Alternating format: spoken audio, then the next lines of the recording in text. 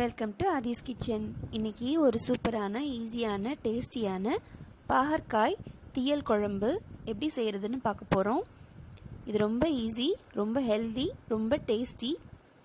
அது எப்படி செய்கிறதுன்னு பார்க்குறதுக்கு முன்னாடி இது வரைக்கும் ஆதிஸ் கிச்சனை சப்ஸ்கிரைப் பண்ணாதவங்க ப்ளீஸ் சப்ஸ்கிரைப் பண்ணுங்கள். பக்கத்தில் இருக்கிற பெல் ஐக்கனையும் கிளிக் பண்ணிக்கோங்க. அப்போ தான் நான் போடுற வீடியோஸ் உடனுக்குடனாக உங்களை தேடி வந்து சேரும். இப்போ வாங்க எப்படி செய்கிறதுன்னு பார்க்கலாம்.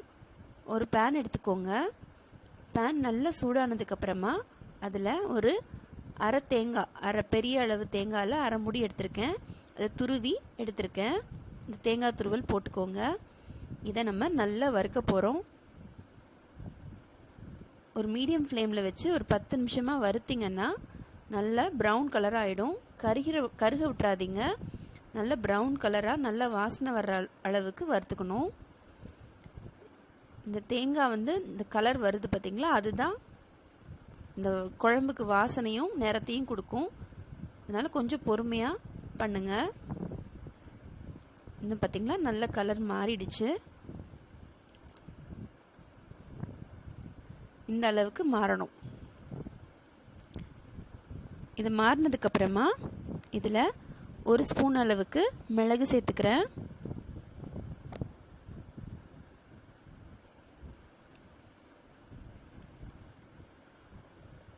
இதில் 2 ஸ்பூன் அளவுக்கு தனியாத்தூள் போட்டுக்கிறேங்க.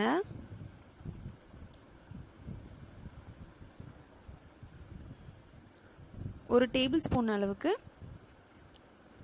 தனி மிளகாத்தூள் போட்டுக்கிறேன். இப்போ இதை நல்லா வறுத்துக்கோங்க.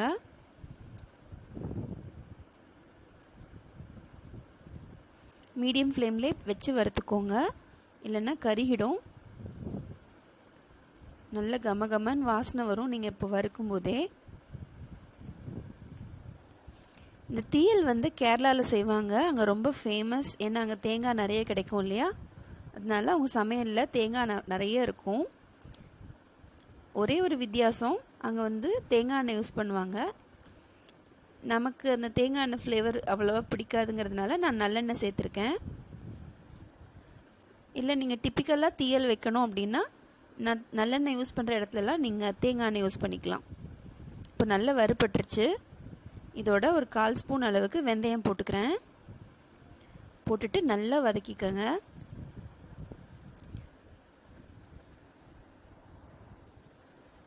இது வதக்கும் போது அப்படி கமகமன் வீடு ஃபுல்லாக வாசனையாக இருக்குங்க.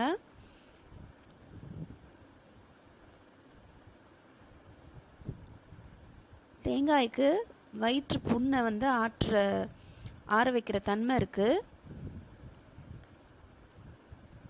அதனால் அடிக்கடி சாப்பாட்டில் சேர்த்துக்கோங்க. இதில் ஒரு ஸ்பூன் அளவுக்கு நான் நல்லெண்ணெய் ஊற்றிக்கிறேன். இதில் நல்ல கொலஸ்ட்ரால் இருக்குது தேங்காயில். அதனால் பயம் இல்லாமல் சேர்த்துக்கலாம் நீங்கள் சாப்பாட்டில்.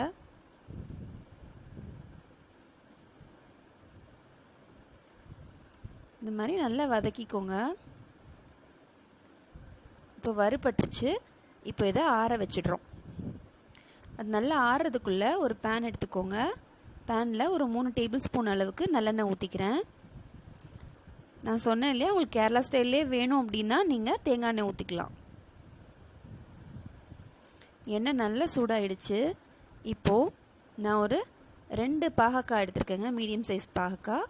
அதை இந்த மாதிரி பொடியாக நறுக்கியிருக்கேன். விதையெல்லாம் எடுத்துட்டு நறுக்கியிருக்கேன். இது நல்லா வதங்கணுங்க. நல்ல ப்ரௌன் கலரில் வதங்கணும், கோல்டன் ப்ரௌன் கலரில் வதங்கணும்.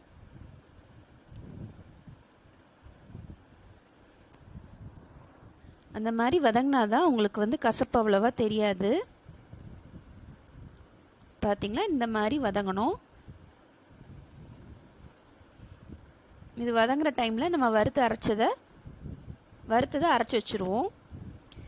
இப்போது பாகக்காய் வதங்கினதுக்கப்புறமா ஒரு 20 சின்ன வெங்காயத்தை தோல் உரித்து நறுக்கி வச்சுருக்கேங்க. அதையும் இதில் போட்டுக்கிறேன். நல்லா வதங்கணும் வெங்காயம் பாகக்காய்.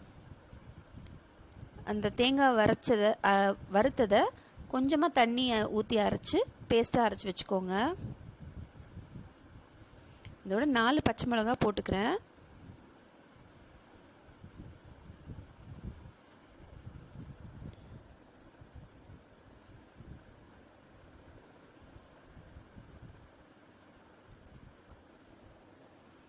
4 பச்சை மிளகா அப்படின்னு நினைக்காதீங்க. இது வந்து பாகக்காயில் உள்ள கசப்புக்கு ஈடு செய்கிறதுக்கு கரெக்டாக இருக்கும். அதனால் பயப்படாமல் போடுங்க. இப்போது கொஞ்சமாக தண்ணி ஊற்றி இந்த தேங்காவை அரைச்சாச்சு, வறுத்த தேங்காவை இந்த மாதிரி பேஸ்ட் கிடைக்கும். இதை போட்டுட்டு நல்லா வதக்கிக்கோங்க.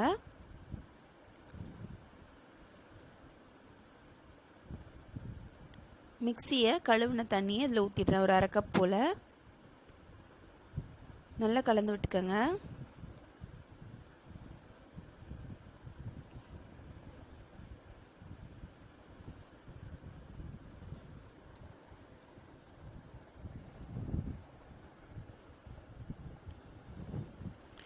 வதங்கிருச்சு. இப்போது ஒரு 1/2 கப் அளவுக்கு புளி தண்ணி ஊற்றிருக்கேன். ஒரு எலுமிச்சம்பழம் அளவுக்கு புளியை எடுத்து வெந்நீரில் ஊற வச்சுட்டு அதுக்கப்புறமா அதை கரைச்சி வடிகட்டி இதில் ஊற்றிருக்கேன். நல்லா கலந்து விட்டு இதில் தேவையான அளவு உப்பு போட்டுக்கோங்க.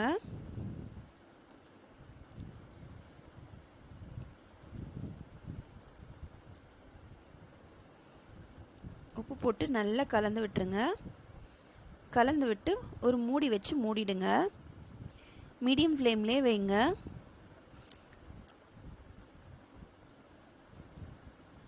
இது கொதிக்க ஆரம்பித்ததுக்கப்புறமா கருவேப்பிலை போட்டுட்டு அதுக்கப்புறமா ஒரு மூடி வச்சு மூடிடுங்க. 10 நிமிஷம் நல்லா கொதிக்கட்டும். 10 நிமிஷம் ஆயிடுச்சு. பாருங்கள், எண்ணெய் நல்லா பிரிஞ்சு வந்திருக்கு, கொஞ்சம் திக்காக இருக்குது.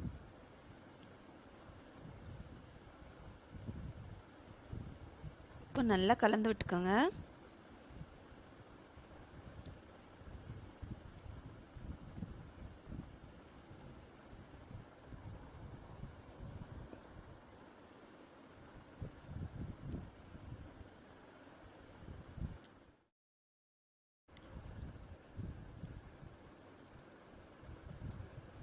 பார்த்தீங்களா, நல்ல எண்ணெய் பிரிஞ்சு வந்திருக்கு.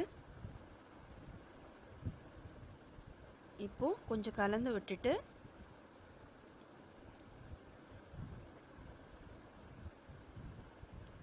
இதில் ஒரு 2 ஸ்பூன் அளவுக்கு நாட்டு சர்க்கரை போட்டுக்கோங்க. இல்லை வெல்லம் இல்லை நாட்டு சர்க்கரை இல்லை ஜீனி தான் இருக்குன்னா அது கூட போட்டுக்கலாம், ஒன்றும் பிரச்சனை இல்லை. இது எதுக்காக சேர்க்குறோம் அப்படின்னா அந்த பாகக்காயில் உள்ள கசப்பு, அப்புறம் வந்து புளியில் உள்ள புளிப்பு எல்லாம் இது பண்ணுறதுக்கு, சரிசமம் பண்ணுறதுக்கு நம்ம 2 ஸ்பூன் அளவுக்கு வெல்லம் போட்டுக்கிறோம். இது ஒரு நல்ல ஃப்ளேவர் கொடுக்கும் அந்த குழம்புக்கு. இப்போது நம்ம குழம்புக்கு தாளிக்க போகிறோம். 2 ஸ்பூன் அளவுக்கு எண்ணெய் ஊற்றிக்கோங்க. 1 ஸ்பூன் அளவுக்கு கடுகு போட்டுக்கோங்க. கடுகு நல்லா பொரிஞ்ச உடனே ஒரு 3 காஞ்ச மிளகாவை கிள்ளி போட்டிருக்கேன், அதை இதில் போட்டுக்கிறேன்.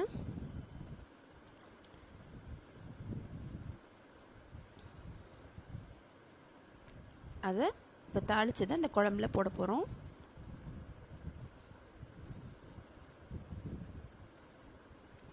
இப்போ தாளிப்பு ஆட் பண்ணிவிட்டு நல்லா கலந்து விட்டுருங்க குழம்ப. தாளிச்சதை போட்டுட்டு திருப்பி மூடி வச்சுருங்க. ஒரு 10 நிமிஷம் குழம்போட அந்த தாளிப்பு வந்து கலக்கணும்.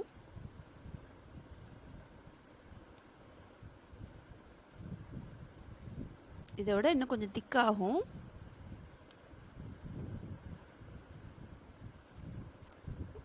டென் மினிட்ஸ் கழித்து பார்த்தீங்கன்னா தாளிப்பு நல்லா கலந்து எண்ணெய் மேலே மிதக்குது பார்த்தீங்களா, இதுதான் கரெக்டான பதம். நல்லா திக்காகி கரெக்டான கன்சிஸ்டன்சியில் இருக்குது.